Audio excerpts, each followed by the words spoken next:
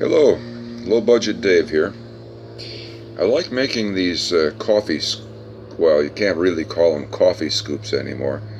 Nobody scoops coffee nowadays, not with the popularity of Keurig coffee pods. Um, you could call them M&M scoops, peanut scoops. Anyway, I like making them. They're fun. Uh, turn on this axis to form the ball and the handle, and then turn on the other axis for hollowing out the bowl. First got the idea from Mike Peace wood turning. I don't know if I'd ever thought of doing these. I saw a video by Mike Peace on making a donut jig to hold these in it. I copied it, and it worked real well, and it does a good job for me. But then I happened on a piece of stock that was just too big for the donut jig that I had already made, and I knew I was going to have to make something bigger. And rather than follow the donut prescription, I decided to build what I call the 4-jaw constricting band divot chuck. Now, the first thing you might think when you see this is, gee, that could use a little refinement. Or possibly, gee, that looks like something that came right off the pages of a Rube Goldberg cartoon drawing. But hey, it works. And I am, after all, I'm not an artisan, I'm not a craftsman, I'm a tinkerer. I like to get hold of an idea and play with it and make it work.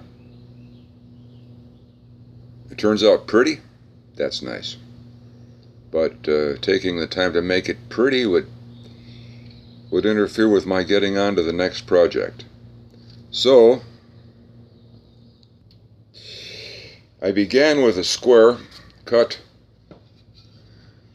from the end of a 2x6 construction timber.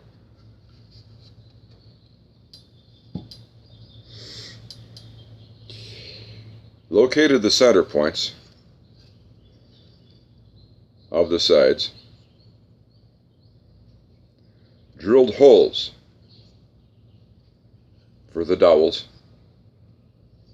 set the dowels aside,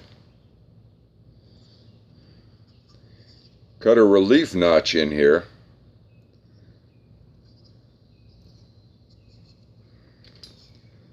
to allow the jaws to tilt in. Now, the whole thing is made out of this construction timber, with the exception of the dowels. Cut a relief notches in here. Once the relief notches were formed, I glued the dowels in. Then I mounted it up on the faceplate and turned a divot in the middle of it.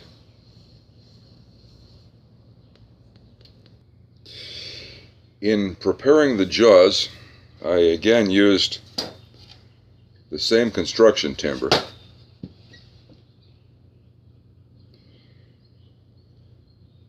The jaws are 1.5 inches broad.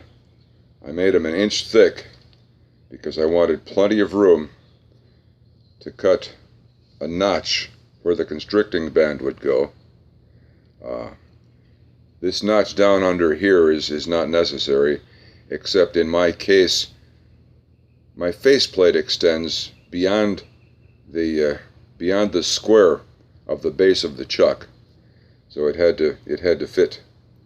It had to rest down without running against the faceplate. In preparing the holes for the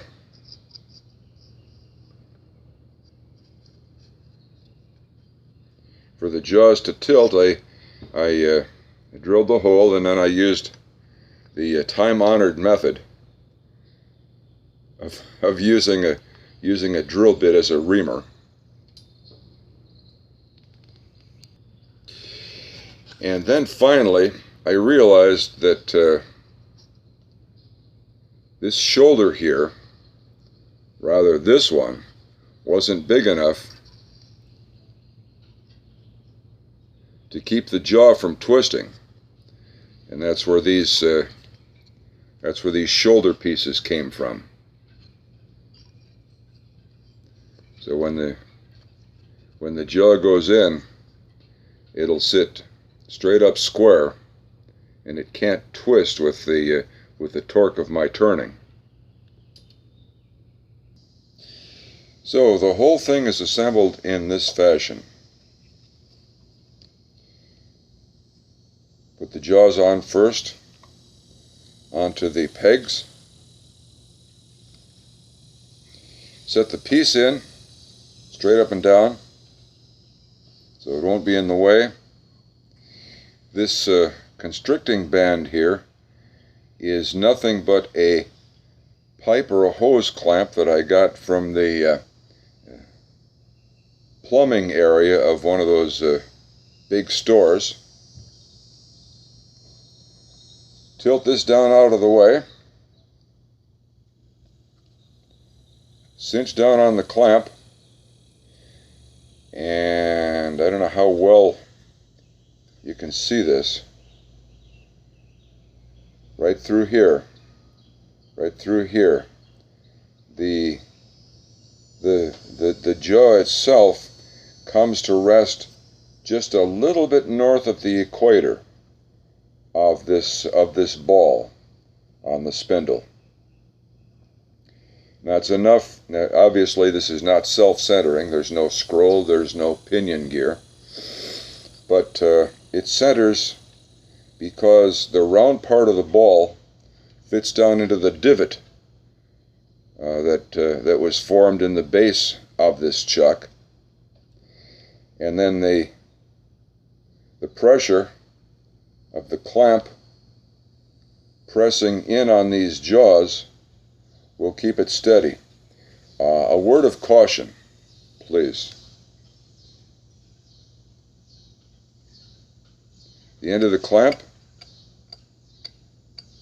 it's a butcher knife. When you assemble this, make sure that it is not coming at you. Make sure that as you turn your lathe, the knife edge of this clamp is pointing away from you. Otherwise you can do yourself some very serious injury. If you happen to notice later on that you've assembled it backwards, please stop, take it apart, and turn it around, because you don't want this coming at you at 50 or 60 miles an hour. It'll eat you up. Anyhow, these shoulders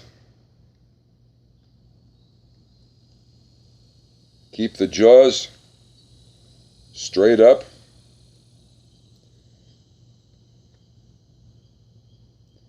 The handle can be moved back against one of these jaws. Once it's cinched down, it holds securely. Don't be afraid to crank down on it. It'll hold. And there it is, disassembled again. There's the screw clamp from the pipe shop. 4 jaws.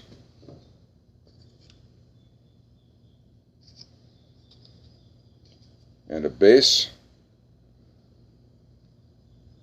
that gets screwed onto the faceplate. You can probably make a much nicer looking piece if you go after it, but ultimately you can. Yeah, I'm a new turner, by the way. I need to make thinner walls on some of these pieces. experience. I need experience. Anyhow, that's the deal for the 4-jaw constricting band divot chuck. And give it a try. It works for me. Worked very well.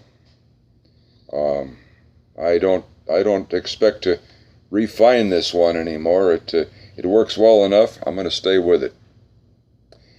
Thanks for watching. Low Budget Dave signing off.